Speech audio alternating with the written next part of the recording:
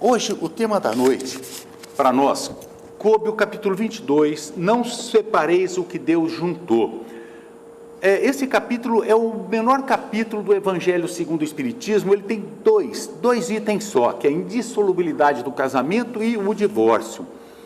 E esse tema é tratado também no Livro dos Espíritos, no capítulo 4 da Lei da Reprodução, que fala sobre a população do globo, a sucessão e aperfeiçoamento das raças, obstáculos à reprodução, casamento, celibato e poligamia. Então nós temos na doutrina espírita uma base para que nos ensine, nos explique e nos mostre, as origens das coisas, do casamento, das relações entre as pessoas, que é muito interessante que a gente saiba. Mas aí nós vamos fazer um parêntese nessa explanação da noite em relação ao Evangelho, e nós vamos falar também do não separeis o que Deus juntou. Mas hoje, o Livro dos Espíritos é o primeiro livro do Pentateuco Espírita. O Livro dos Espíritos ele foi editado em 1857, dia 18 de abril. Hoje ele está fazendo 162 anos. O Livro dos Espíritos ele tem uma estrutura lógica, que Kardec foi montando de acordo com as instruções dos Espíritos, porque a doutrina espírita é a doutrina dos Espíritos. São os Espíritos que ditaram essa doutrina para que Kardec ordenasse, fizesse a codificação, a ordenação, a classificação e nos lançasse à luz. Esse Livro dos Espíritos, ele foi lançado em 18 de abril de 1857, a primeira edição com 501 perguntas. Em 1860 ele foi refeito por Kardec, foi revisto, reatualizado e com 1019 perguntas. E ele é dividido em 4 partes, e tem algumas traduções que colocam 4 livros, Na parte primeira, nós temos dele, antes disso, nós temos a introdução e os prolegômenos.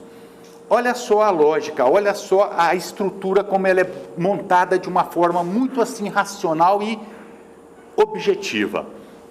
O Livro dos Espíritos, ele traz a introdução e os prolegômenos. Essa introdução e prolegômenos deu origem a um opúsculo, é um pequeno livro que se chama O que é Espiritismo. Nesse pequeno livro, o Kardec refuta várias teses que dizem que a doutrina espírita é uma coisa do demônio, que leva as pessoas à loucura, uma série de arguições e alegações que eram feitas à época, entendendo que essa doutrina era a doutrina de pessoas que adoravam o demônio, essas coisas. E isso ele trouxe nessa introdução e prolegômenos, que deu origem a esse opúsculo. Na parte primeira, nós temos as causas primárias. As causas primárias, ela deu origem a esse livro aqui, que é a Gênese, que é a 5ª obra desse Pentateuco Espírita. É a Gênese, que foi editada em 1868. E nessa primeira parte, falando das causas primárias, a gente vê que ele começa a primeira pergunta do Livro dos Espíritos. Kardec, na sua racionalidade, ele pergunta aos Espíritos: o que é Deus? Mas por que o que é Deus? Ele pergunta o que é Deus porque no decorrer de séculos, milênios e milênios, nós sempre tivemos a ideia e sempre professávamos a ideia e a doutrina de que Deus é a nossa imagem e não nós a imagem de Deus. A imagem de Deus, então, nós fizemos um homem, um velhinho. E quando se faz essa imagem, se diz que é uma imagem antropomórfica, ou seja, Deus a nossa imagem, mas é o contrário. Nós somos a imagem de Deus. E através do estudo da doutrina espírita, nós temos consciência de que o corpo físico que a gente veste hoje é realmente uma veste. É uma veste que, quando já estiver desgastada, ela vai ser deixada para que a própria natureza a redistribua através da sua, vamos dizer assim, dissolução, e os seus elementos são redistribuídos para outros corpos. Então é uma veste. Então, se é uma veste, ela não é o espírito é a essência. Nós somos espíritos encarnados. Os espíritos que perdem o corpo físico, a gente diz espíritos, vamos dizer assim, o jeito de falar dos espíritos, para se referir àqueles que não têm o corpo físico, que nós dizemos desencarnados, são esses. Então, para que a gente não fizesse, mas o Kardec, essa imagem de Deus, um homem, ele perguntou não quem é Deus, porque se perguntar quem é Deus, nós vamos personificar Deus como um ser humano. Ele perguntou o que é Deus. Por que ele perguntou o que é Deus? A gente vem agora para a natureza e nós notamos que o universo, ele praticamente é insondável, porque quanto mais longe chegam as sondas, os telescópios, os instrumentos humanos fabricados para conseguir descobrir o que é o universo, buscando a sua origem, mais longe nós vamos e menos nós encontramos a resposta, e mais longe parece que essa resposta se encontra. Bilhões de estrelas, que são sóis, com as suas voltas, planetas como o nosso sistema solar, um Sol, 8 planetas, girando na órbita desse Sol, de uma forma matemática, mecânica, sem que um saia do seu lugar. E esse nosso Sol, ele é um Sol de quinta grandeza. Essa quinta grandeza, perto de um Sol de primeira grandeza, o Daniel fez uma explanação um dia e ele passou imagens do Sol de quinta grandeza, perto do de quarta, do terceiro, de segunda e de primeira grandeza. É muito pequeno o nosso Sol e o nosso sistema solar. E a gente começa a fazer essa reflexão. Se esse Solzinho de quinta grandeza, com 8 planetinhas, será que seria o centro do universo? E aí, os espíritos e a própria ciência nos mostram que não, é muito mais. Embora não tenham visto vidas em outros planetas, nós temos que ver que a concepção de vida e os nossos instrumentos vêm de uma forma. Nós não sabemos como é ou qual a forma. Nós estamos aqui nesse meio, e esse meio aqui, ele está, vocês não precisam se assustar não, mas está cheio de espíritos desencarnados, que estão também assistindo essa explanação, e estão sendo também tratados. Nós não vemos, mas alguns médiuns que têm um dom, uma mediunidade, que a gente diz de vidência, eles conseguem enxergar a população imaterial, incorpórea, nesse momento, dentro da Federação Espírita. Nós estamos vendo? Não, porque nós não temos um instrumento que vem radicado no corpo físico, que é a mediunidade, que faz com que a gente tenha esses dons, que não é nada de coisa de ser pessoas, vamos dizer assim, privilegiadas, pessoas escolhidas, pessoas... Não, é compromisso, e está radicado no corpo físico a mediunidade, embora seja uma faculdade do espírito. Então, nós não enxergamos, por quê? Nós não temos os instrumentos aptos para enxergar o mundo invisível, os médiuns sim. Da mesma forma, os nossos instrumentos na Terra, que não enxergam vidas em outros planetas. Mas então a gente vê, são bilhões e bilhões de sóis, que são as estrelas no nosso sistema solar, com planetas à sua volta. Seria racional nós dissermos que só tem vida na Terra? E seria racional nós dissermos que Deus é um serzinho pequenininho como nós, que criou todo esse universo? Um ser humano? Por isso o Kardec perguntou nessa primeira pergunta, o que é Deus? É a inteligência suprema, a causa primária de todas as coisas, imateriais, materiais, espirituais, todas as coisas. É Deus. E aqui continua, mas como eu vou saber da existência de Deus se eu não posso vê-lo? Pelos efeitos conhece a causa, ou pela obra se conhece o artífice. Aí eles vão mais longe. Nós nos perguntamos, qual a obra de Deus? Vamos dizer assim, o máximo, obviamente, da nossa concepção, o máximo da sua criação. Nós, espíritos, nós seres inteligentes. E se nós somos um efeito, um filho de Deus, um efeito dessa grandeza que é Deus. Ora, se o efeito é inteligente, a causa, obviamente, é inteligente. Então Deus existe. E aí eles dizem, por uma outra causa, tudo que nós olharmos na natureza e não foi o homem que criou, quem é que criou? O acaso? O acaso não existe, o nada não existe. Então Kardec vai discorrendo nessa primeira fase sobre essa existência de Deus, sobre a realidade. É muito bonito isso aí, muito bonito. E aí Na parte segunda, essa é a parte primeira, que são as causas primárias. Na parte segunda do Livro dos Espíritos, que é esse que eu mostrei primeiro, nós temos do mundo espírita ou mundo dos espíritos. A primeira pergunta dessa parte é a 76, que diz: que definição se pode dar dos espíritos? Resposta: os espíritos, respondendo Allan Kardec: pode dizer-se que os espíritos são seres inteligentes da criação, povoam o universo fora do mundo material, ou seja, são imateriais, incorpóreos, que a gente não vê. E aí ele continua discorrendo sobre isso, nos explicando desse mundo espírita, desse mundo dos espíritos. E depois, no decorrer dos anos, com a nossa, vamos dizer, concepção, a nossa ideia, nós mais amadurecidos, veio André Luiz, trazendo o mundo espiritual em 13 obras, porque as outras 3, são 16 obras, são mensagens, mas as 13 falam sobre a vida no mundo espiritual. Interessantíssimo. Manuel Filomeno Miranda, Emmanuel e vários outros vão trazendo a realidade dessa vida no mundo espiritual, da existência desse mundo. Culmina com aquele filme Nosso Lar, de André Luiz, que quando ele desencarnou, ele foi para uma colônia. Primeiro ele ficou num lugar por 8 anos, sofrendo muitas dores. E ele ouvia sempre as pessoas, os espíritos falando para ele: suicida, suicida. Ele falou: não, eu não sou suicida, eu não suicidei, eu não me matei. Mas ele, ainda inconformado com a sua própria dor, com o seu sofrimento, dentro da sua monoideia, ele não via que ao seu lado tinha um socorro esperando para socorrê-lo. E um dia, cansado de sofrer, depois de 8 anos, sentindo dores ainda, os reflexos dos excessos no seu estômago e no seu corpo perispiritual, que ficou gravado das suas doenças do corpo físico, ele se voltou para Deus.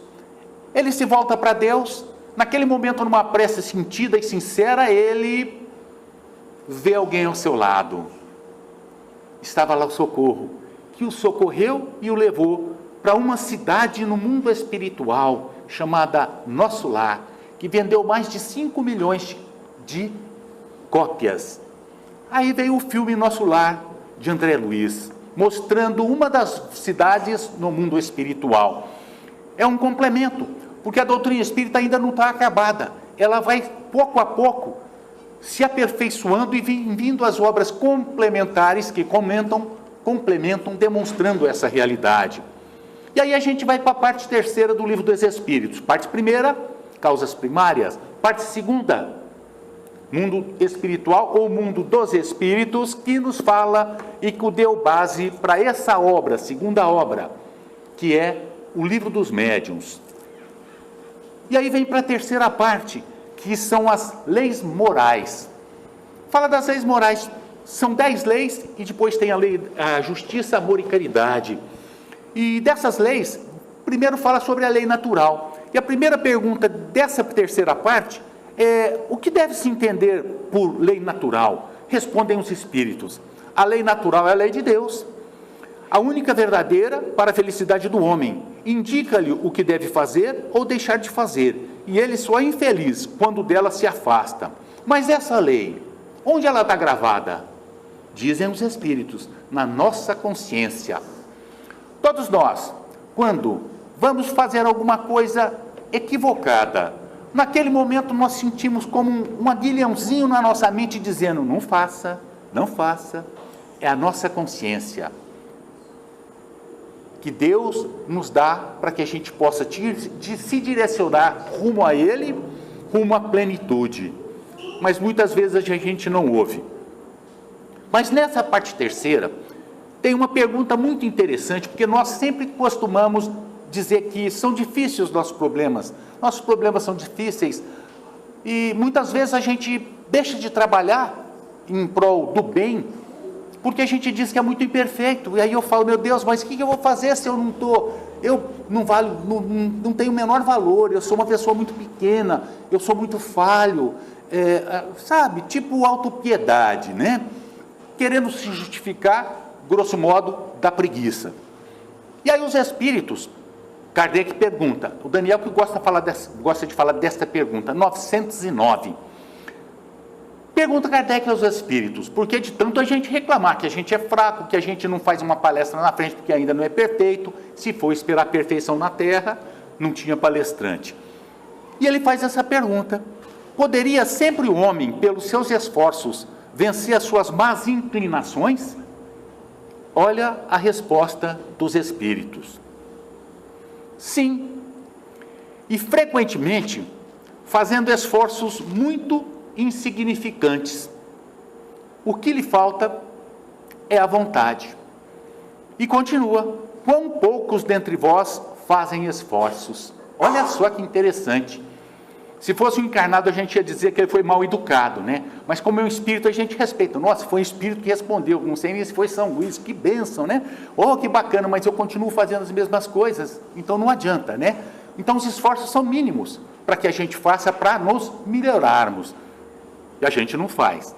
Eu digo por mim, hein? Eu digo a gente, porque eu falo nós, porque uma vez foi chamada a atenção que nós falamos você. Então a pessoa fala: por que você? Você também não? Então nós, né? Esse esforço é complicado. A parte 4 do Livro dos Espíritos, ele deu origem à obra Céu e Inferno, que é essa obra aqui. A obra Céu e Inferno, essa parte fala das esperanças e consolações. Pergunta 920, a primeira pergunta dessa parte 4. Pode o homem gozar de completa felicidade na Terra? Porque a gente quer ser feliz. E a gente busca essa felicidade equivocadamente naquilo que na verdade vai nos trazer um mal espiritual. A nossa visão, enquanto encarnados, é uma visão muito do mundo. Essa visão, a gente visa muito ao bem-estar físico, nos esquecendo que nós somos essência espíritos. E que nós sim temos que cuidar do nosso corpo físico, procurar o nosso bem-estar, porque isso ajuda na lei do progresso, a progredir o nosso orbe. Mas não em prejuízo do nosso espírito. As duas asas têm que ser batidas. Um pássaro não voa com uma asa só. Para que a gente possa conseguir alçar voo, a plenitude, nós temos que ter a asa da intelectualidade e a asa da moralidade. Por isso que nos fala pode ser feliz na Terra? Respondem os espíritos: não. Por isso que a vida lhe foi dada como prova ou expiação. Dele, porém, depende a suavização dos seus males e o ser feliz, tanto quanto possível aqui na Terra. Então, quando a gente pega o Livro dos Espíritos, que hoje está fazendo 162 anos, nós temos todos os lugares, todas as fases, todos os ângulos, todos os matizes da nossa vida, aquilo que nós queremos saber. Por que eu sofro? Dessas penas e consolações, por que eu não sou feliz? Do mundo espírita, de onde eu vim? O que eu estou fazendo na Terra? Para onde eu vou? Por que eu sofro? Parte terceira do Pentateuco Espírita, Evangelho segundo o Espiritismo, que nos traz o consolo para as nossas dores, o consolo para os nossos sofrimentos e a força para que a gente possa lutar moralmente para um dia sermos felizes. Porque, por enquanto, hoje, a felicidade não é aqui da Terra. Podemos ter momentos alegres, momentos fugazes, fugídios, que de repente vão e de uma calmaria vem uma tormenta na nossa vida. Aí eu falo: meu Deus, será que eu suporto? E nós mais velhos começamos a fazer um balanço de nossas vidas. A gente faz uma digressão, uma regressão, e começa a ver o tanto de sofrimento e de dor que nós já passamos, o tanto de caminho de pedras pelos quais nós já caminhamos, o tanto de trevas que não enxergávamos um palmo à nossa frente, mas sempre aparecia uma luzinha bruxuleante para iluminar o nosso caminho, nos mostrando o caminho a seguir. Quem de nós já não sofreu? E passando por tudo isso, hoje a gente fala: meu Deus, Como é que eu consegui vencer? Eu consegui, porque eu sou filho de Deus, e Ele está comigo a todo momento. Em todos os instantes da minha vida, Ele jamais me abandona. E o Evangelho segundo o Espiritismo, ele nos traz esse consolo, essa luz, mostrando que os nossos sofrimentos são passageiros, falando dos bem-aventurados, os mansos e pacíficos. Bem-aventurados aqueles que sofrem e choram, porque serão consolados. Bem-aventurados aqueles que hoje se sentem injustiçados, porque um dia se verão saciados. Aqueles que têm fome e sede de justiça. Trazendo as bem-aventuranças explicadas na visão da doutrina espírita pelos espíritos. Porque muitas coisas nos vieram de uma forma em que nós não conseguíamos apreender ou entender. Se o vosso olho é motivo de escândalo, ou a vossa mão ou o vosso pé, arrancai-o. Mas por que eu vou arrancar meus pés e os meus olhos? Porque eu errei, e quem de nós, dos mais velhos, já não errou? Se isso for motivo de escândalo, eu vou arrancar meus olhos, as minhas pernas, os meus braços? Não. Aí a doutrina espírita, através do Evangelho, nos explica, não é assim. Sendo interpretado literalmente, vai levar aos absurdos, como já levou no decorrer de séculos e séculos e seculorum. Olha a Inquisição, na Idade Média, olha a Antiguidade, quando se interpretava o Velho Testamento rigorosamente e literalmente. Se o vosso olho é motivo de escândalo, arrancai-o. Olho por olho, dente por dente. E lá no Levítico fala, se uma pessoa te ferir, você tem o direito de feri-la. Se uma pessoa matar um parente seu, você tem o direito de matá-la. Se uma pessoa derrubar a sua casa, você tem o direito de derrubar a casa dela. Se quebrar um osso seu, você tem direito de quebrar um osso dele. E lá diz, osso por osso, está lá no Levítico, olho por olho e dente por dente. 1500 anos aproximadamente depois, vem um homem chamado Jesus, trazendo uma missão. Essa missão lhe foi dado o nome de Cristo. E ele disse, vos disseram, amai vossos amigos e odiai vossos inimigos. Mas eu vos digo, amai vossos inimigos. Quando ele disse isso, ele causou uma verdadeira revolução. Numa época em que se amar inimigo era covardia, inimigo era tratado como escravo ou era morto, ele e seus familiares. Eles eram vendidos às galés, eles eram pilhos e maltratados. Um inimigo não era nada. E ele disse, amai vosso inimigo. Olha o choque. Hoje a gente, quando fala amai vosso inimigo, a gente fala, nossa, mas é uma coisa igrejeira. Não, é a mensagem de Jesus. Porque quando ele nos trouxe essa mensagem, ele sabia que se amássemos o nosso inimigo, nós não sofreríamos de uma doença do estômago, por ódio.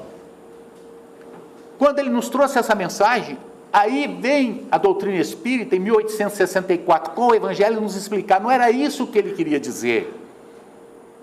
Ele diz que, obviamente, nós não podemos ter a mesma afeição que nós temos por um amigo, pelo inimigo, que é uma coisa, até no nosso caso, no nosso grau evolutivo, antinatural. O que nos diz é para que não revide, não assimile, não beba, não receba o presente do seu inimigo. Que presente? Divaldo Pereira Franco fala que quando uma pessoa quer chegar a você com muito ódio e quer descarregar esse ódio em você, ele está te dando um presente. Bem embrulhado e bonito, só que lá dentro está cheio de ódio. Fala, toma esse presente. Divaldo diz, não, eu não quero esse presente. Eu não quero esse presente. É o ódio. Para que a gente não caia na mesma faixa vibratória, porque se cairmos na faixa vibratória dos nossos adversários, nós é que vamos passar mal, porque isso vai nos fazer mal. Olha a técnica de vida que Jesus trazia, explicado pela doutrina espírita. E no Evangelho segundo o Espiritismo, ele vai nos explicando sobre todos esses fatos, nos dando as explicações e o consolo. Por que eu sofro?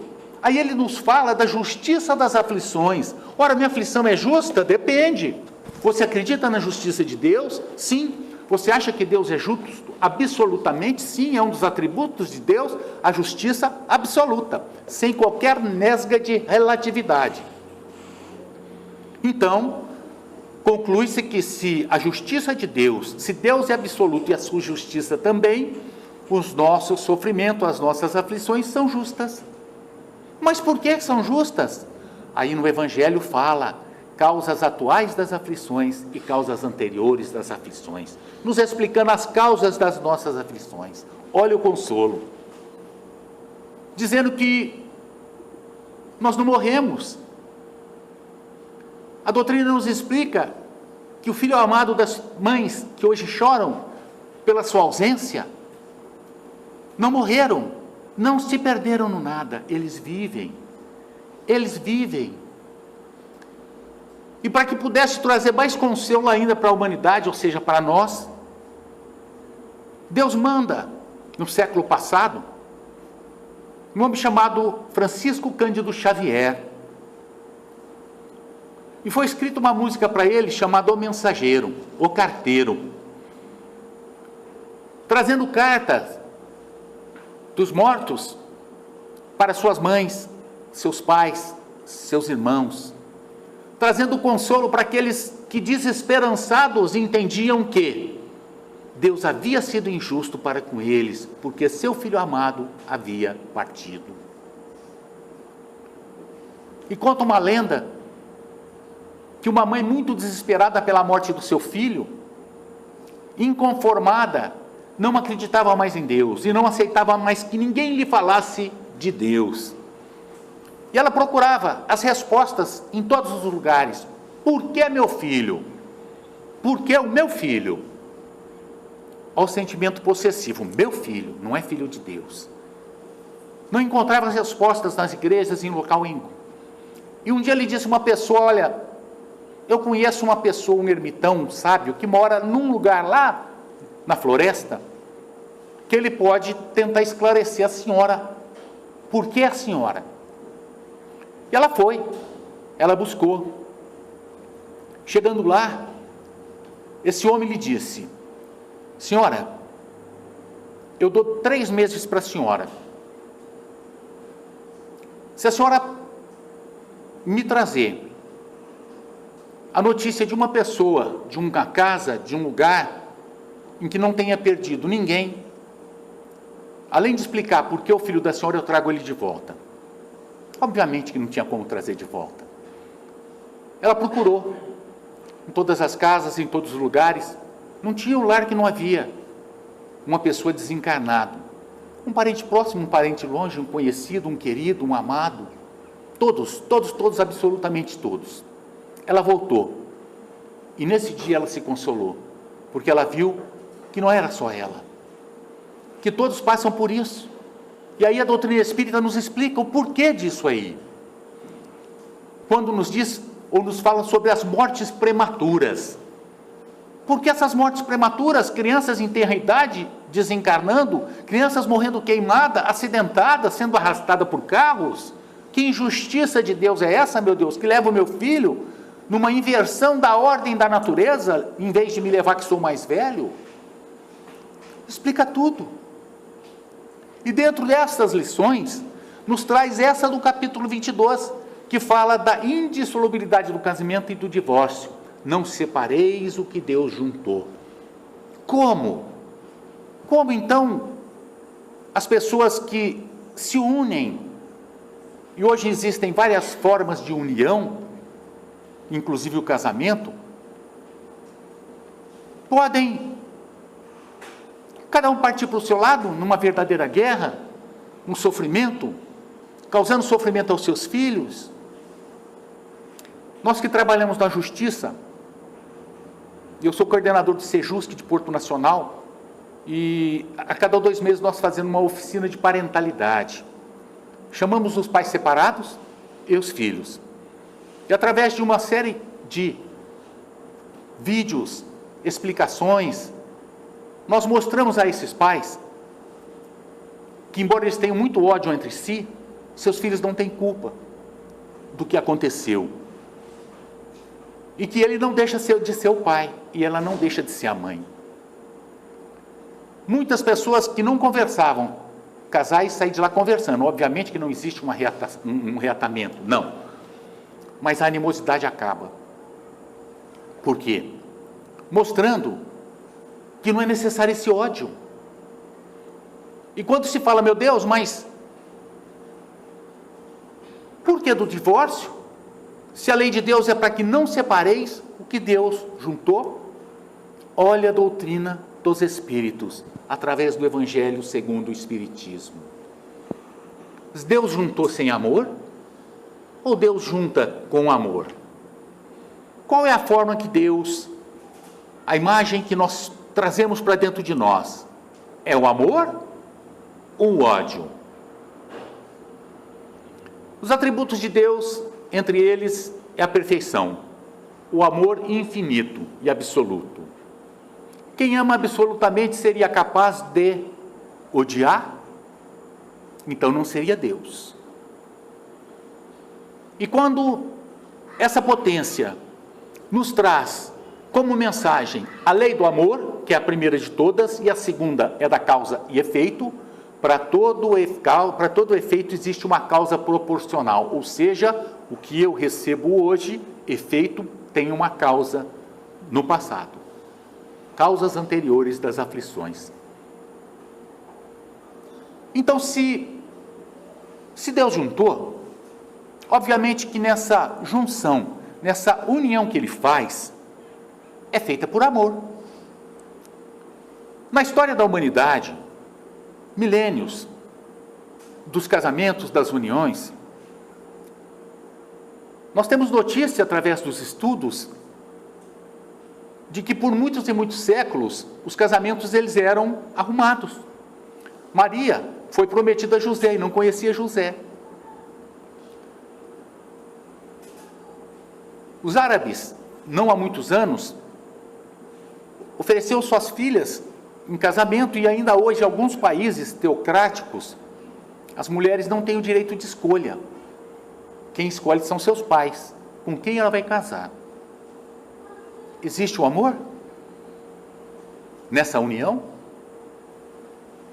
Mas como foi incutido na cabeça dessas pessoas a subserviência e a inferioridade, nesses países teocráticos, na maioria, aceita-se resignadamente como carneirinhos.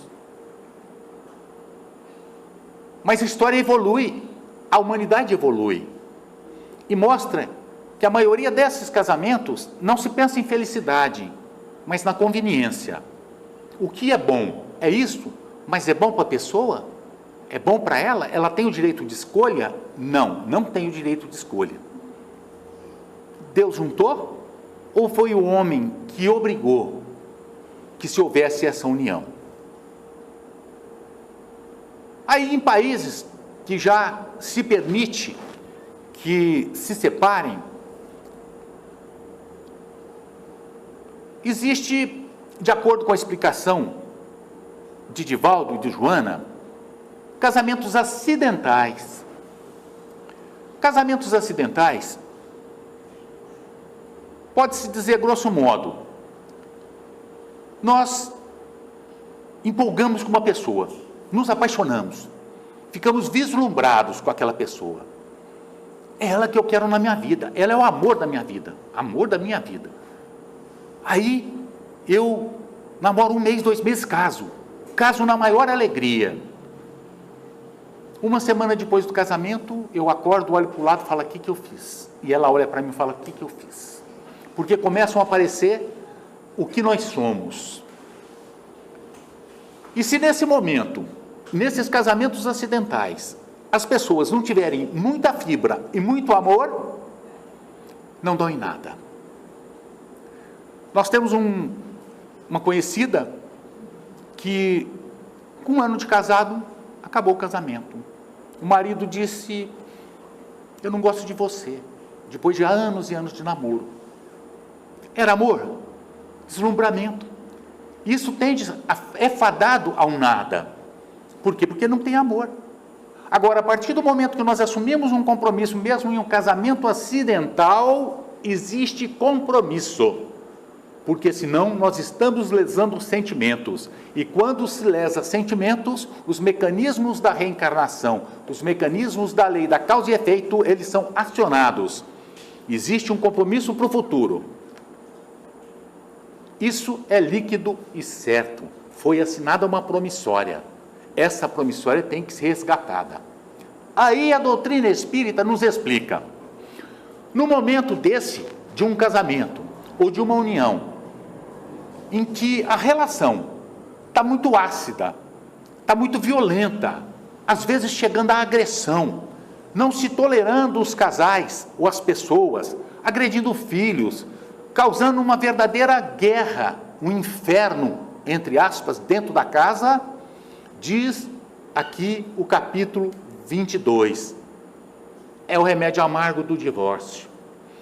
A doutrina espírita não faz apologia do divórcio. Mas em casos extremos, antes do divórcio. Porque determinadas situações ficam de tal forma intoleráveis, que não tem mais como se conviver dentro de uma casa. Inclusive no próprio relacionamento das pessoas. Se chega num ponto desse, meu Deus, separa. E aí os espíritos explicam, mas eu vou ter que voltar com esse empiastro na minha vida? Depende, se você acha que ele é um empiastro, sim. Porque se não ficou sentimentos, se não ficou mágoa, se um e nem o outro, olha, isso tem que ser unânime entre o casal. Se um e nem o outro se sentiu lesado, não tem compromisso para voltar juntos. Não tem. Mas, se um dos dois tem uma mágoa dentro do seu coração, existe o compromisso do retorno. Muitos não querem ouvir isso, mas é a realidade. Mas vai ser meu marido de novo? Pelo amor de Deus, eu não vou tolerar. Não. Deus é tão sábio, que Ele criou esse núcleo familiar e coloca esse ser odiado como nosso filho. Existe amor maior do que a mãe por um filho? Olha a sabedoria de Deus. Aquele empiastro vem como seu filho. E de repente fala, meu Deus, como eu amo essa criança e ela me rejeita. Sim, o que será que aconteceu? Mas não pensa nisso. Porque nós não estamos para olhar os nossos familiares como inimigos, sim como amores das nossas vidas, como compromissos, como professores para o exercício da paciência, do amor e do perdão. Olha a sabedoria de Deus. E quando Deus junta, Ele junta quando existe o amor. Aí essa união é perene, ela é durável, duradoura. Não só pela encarnação, depois também que desencarna. Só que não vivem, não necessariamente como marido e mulher, ou esposa, ou pessoas que vivem numa união. Vivem como irmãos, em busca da perfeição. Porque todos nós, absolutamente todos, vivemos uns pelos outros.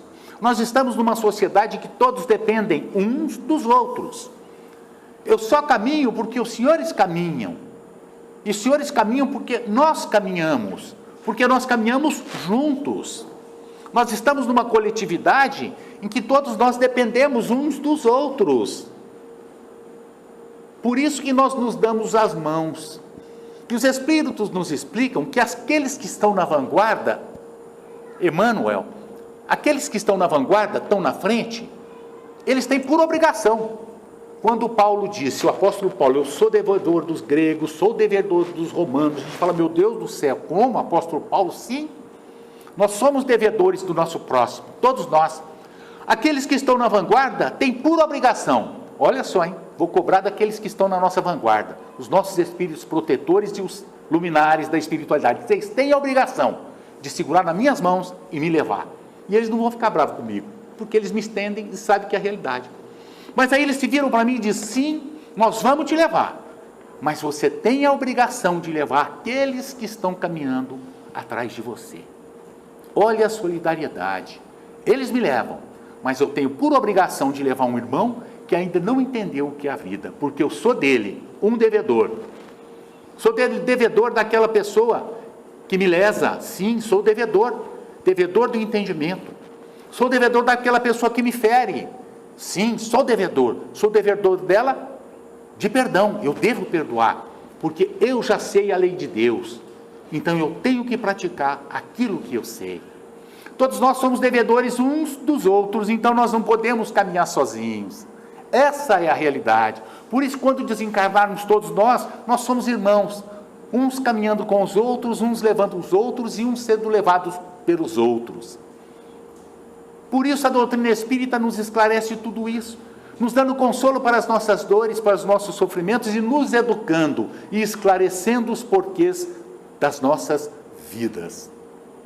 E na lição do Evangelho de hoje foi um pouquinho do Livro dos Espíritos, que hoje faz 162 anos, e um pouquinho do Evangelho segundo o Espiritismo, no caso da lição de hoje, Nossa Senhora, gente do céu, falo muito. Você sabe, tem um ditado que fala, quem fala muito dá bom dia a cavalo, né, gente? Vocês conhecem essa, não? Não separeis o que Deus juntou, falhou aqui. É capítulo 22 do Evangelho segundo o Espiritismo. Essa é a lição do Evangelho da noite. Muito obrigado a todos, de ambos os lados da vida. Muito obrigado.